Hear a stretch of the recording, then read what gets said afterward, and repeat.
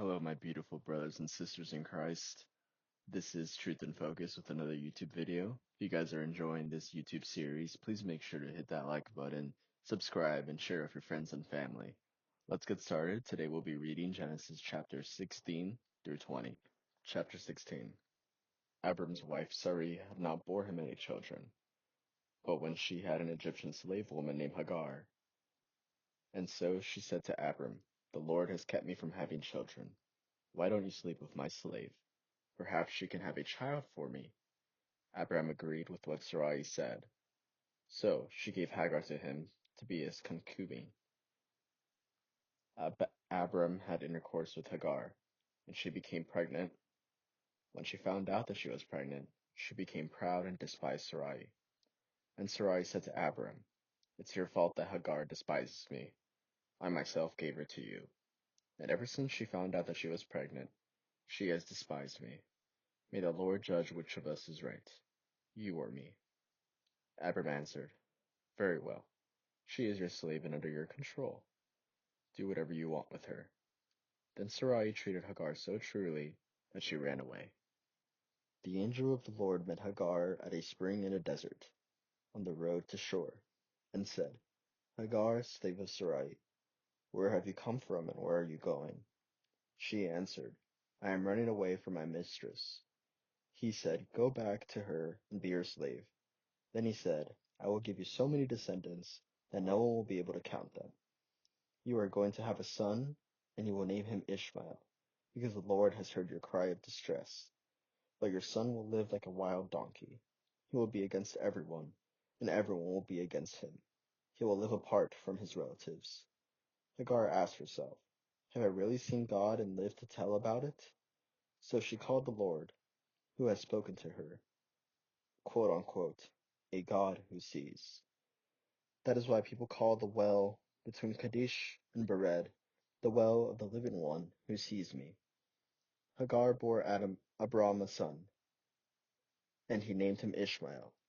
Abram was 86 years old at the time. Chapter 17. When Abram was 99 years old, the Lord appeared to him and said, "I am the Almighty God. Obey me and always do what is right. I will make my covenant with you and give you many descendants." Abram bowed down with his face, touching the ground, and God said, "I make this covenant with you. I promise that you will be the ancestor of many nations. Your name will no longer be Abram, but Abraham, because I am making you the ancestor of many nations. I will give you many descendants, and some of them will be kings. You will have so many descendants that they will become nations. I will keep my promise to you and to your descendants in future generations as an everlasting covenant. I will be your God and the God of your descendants.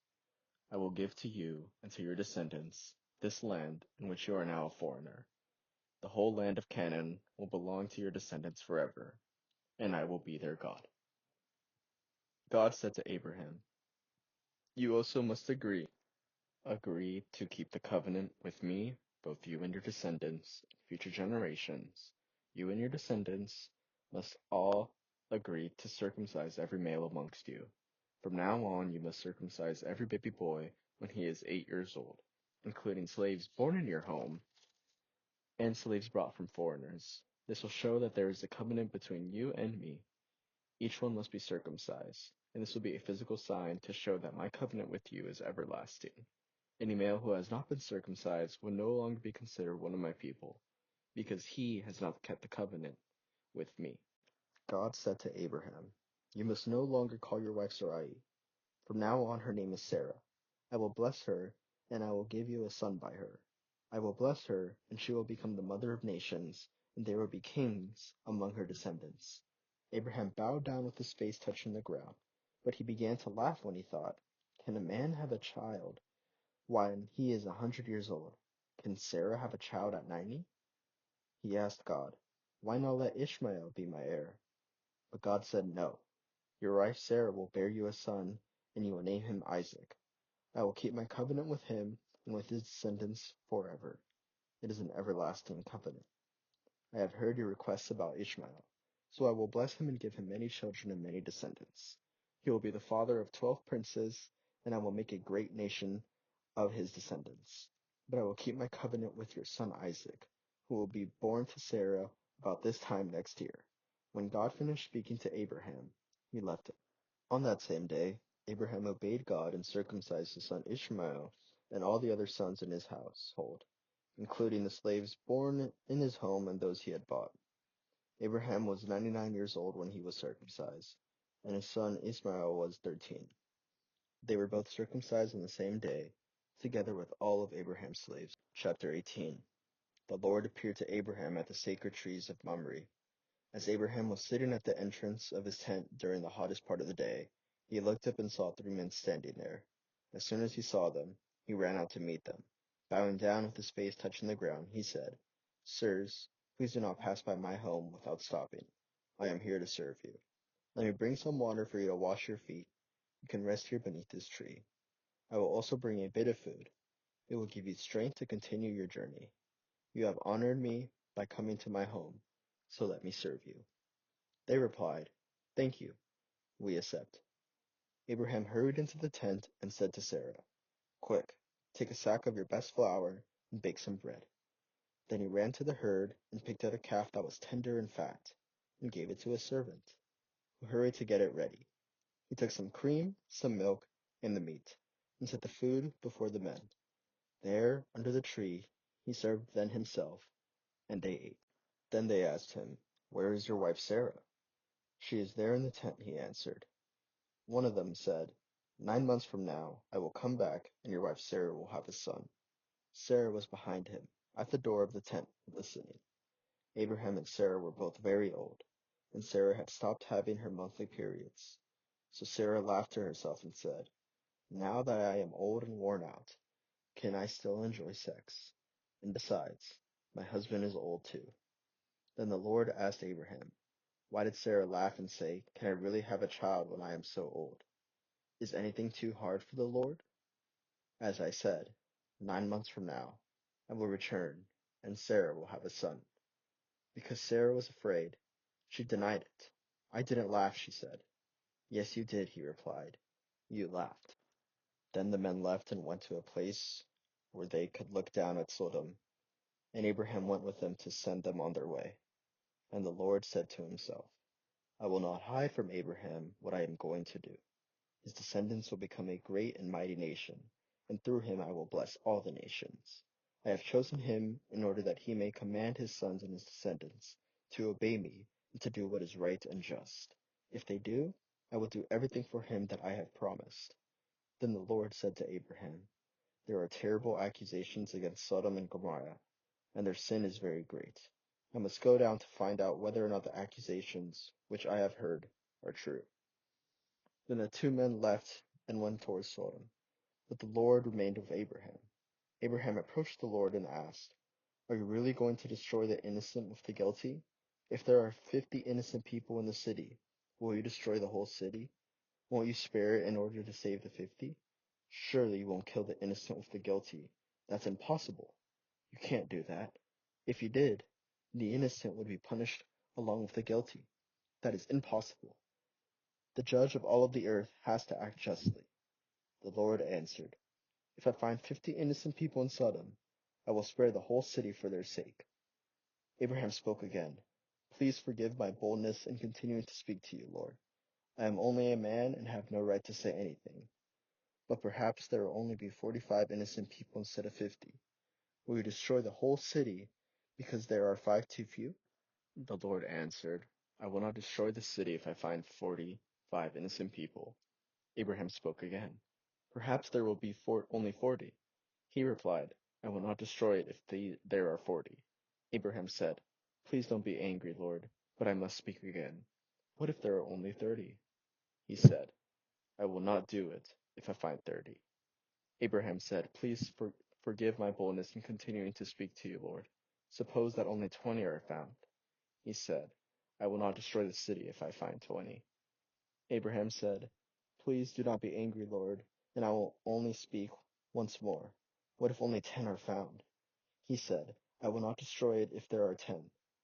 After he had finished speaking with Abraham, the Lord went away, and Abraham returned home. Chapter 19. And the two angels came to Sodom that evening. Lot was sitting at the city gate. As soon as he saw them, he got up and went to meet them. He bowed down before them and said, Sirs, I am here to serve you. Please come to my house. You can wash your feet and spend the night. In the morning you can get up early and go on your way. But they answered, No, we will spend the night here in the city square. He kept on urging them, and finally they went with him to his house. Lot ordered his servants to bake some bread and prepare a fine meal for the guests. When it was ready, they ate it. Before the guests went to bed, the men of Sodom surrounded the house, while the men of the city, both young and old, were there. They called out to Lot and asked, Where are the men who came to stay with you tonight? Bring them out to us. The men of Sodom want to have sex with them. Lot went outside and closed the door behind them. He said to them, Friends, I beg of you, do not do such wicked thing. Look, I have two daughters who are still virgins. Let me bring them out to you, and you can do whatever you want with them. But don't do anything to these men.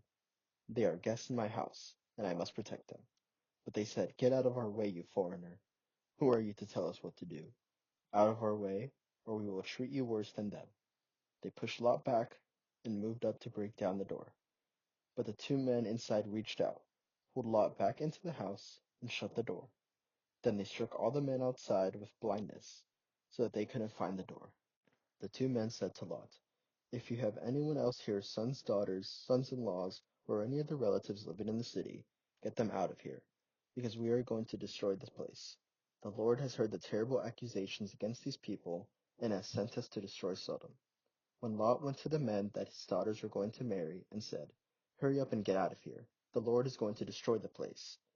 But they thought he was joking. At dawn the angels tried to make Lot hurry. Quick, they said, take your wife and your two daughters and get out, so that you will not lose your lives when the city is destroyed.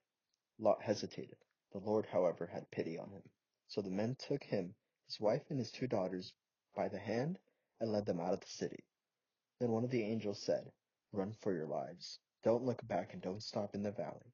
Run to the hills so that you won't be killed. But Lot answered, No, please, don't make us do that, sir. You have done me a great favor and saved my life, but the hills are far away. The disaster will overtake me, and I will die before I get there. Do you see that little town? Is it near enough? Let me go over there. You can see it is just a small place, and I will be safe. He answered, All right, I agree. I won't destroy that town. Hurry, run. I can't do anything until you get there. Because Lot called it small, the town was named Zor. The sun was rising when Lot reached Zoar. Suddenly the Lord rained burning sulfur onto the cities of Sodom and Gomorrah, and destroyed them, the whole valley, along with all the people there, and everything that grew on the land. But Lot's wife looked back, and was turned into a pillar of salt. Early the next morning, Abraham hurried to the place where he had stood in the presence of the Lord.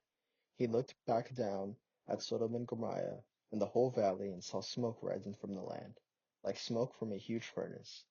But when God destroyed the cities of the valley where Lot was living, he kept Abraham in mind and allowed Lot to escape to safety. Because Lot was afraid to stay in Zoar, he and his two daughters moved up into the hills and lived in a cave. The older daughter said to her sister, Our father is getting old, and there are no men in the whole world to marry us, so that we can have children. Come on, let's get our father drunk, so that we can sleep with him and have children by him. That night they gave him wine to drink, and the older daughter had intercourse with him. But he was so drunk that he didn't know it. The next day the older daughter said to her sister, I slept with him last night. Now let's get him drunk again tonight, and you will sleep with him. Then each of us will have a child by our father. So that night they got him drunk, and the younger daughter had intercourse with him. Again he was so drunk that he didn't know it. In the way, both of Lot's daughters became pregnant by their own father. The older daughter had a son, whom she named Moab. He was the ancestor of the present-day Moabites. The younger daughter also had a son, whom she named Ben-ammi. He was the ancestor of the present-day Ammonites. Chapter 20. Abraham moved from Mamre to the southern part of Canaan, and lived between Kadesh and Shur. Later, when he was living in Gerar, he said that his wife Sarah was his sister. So King Abimelech of Gerar had Sarah brought to him. One night God appeared to him in a dream and said, You are going to die, because you have already taken this woman. She is already married. But Alpamech had not come near her, and he said, Lord, I am innocent. Would you destroy me and my people? Abraham himself said that she was his sister, and she said the same thing. I did this with a clear conscience, and I have done no wrong. God appeared in his dream. Yes, I know that you did it with a clear conscience, so I kept you from sinning against me, and did not let you touch her. But now give the woman back to her husband. He is a prophet, and he will pray for you, so that you will not die. But if you do not give her back, I warn you that you are going to die, you and all your people. Early the next morning, Alpamech called all his officials and told them what had happened. And they were terrified. Then Alpamech called Abraham and asked him, What have you done to us? What wrong have I done to you to make you bring this disaster on me and my kingdom? No one should ever do what you have done to me. Why did you do it? Abraham answered, I thought that there would be no one here who has reverence for God, and that they would kill me to get my wife. She really is my sister. She is the daughter of my father, but not of my mother, and I married her. So when God sent me from my father's house into foreign lands, I said to her, You can show how loyal you are to me by telling everyone that I am your brother. Then Abimelech gave Sarah back to Abraham, and at the same time he gave him sheep, cattle, and slaves. He said to Abraham, Here is my whole land. Live anywhere you like. He said to Sarah, I am giving your brother 1,000 pieces of silver, as proof to all who are with you that you are innocent. Everyone will know that you have done no wrong. Because of what had happened to Sarah, Abraham's wife, the Lord had made it impossible for any woman in Abimelech's palace to have children. So Abraham prayed for Abimelech, and God healed him. He also healed his wife and his slave woman, so that they could have children. This concludes chapter 20. My brothers and sisters, thank you so much for sticking with me throughout this video. I hope you guys have enjoyed it. I pray that you guys have a beautiful and blessed day wherever you are. Please leave any comments in the comment section below, and have a great and wonderful day. May the Lord bless you all. Amen.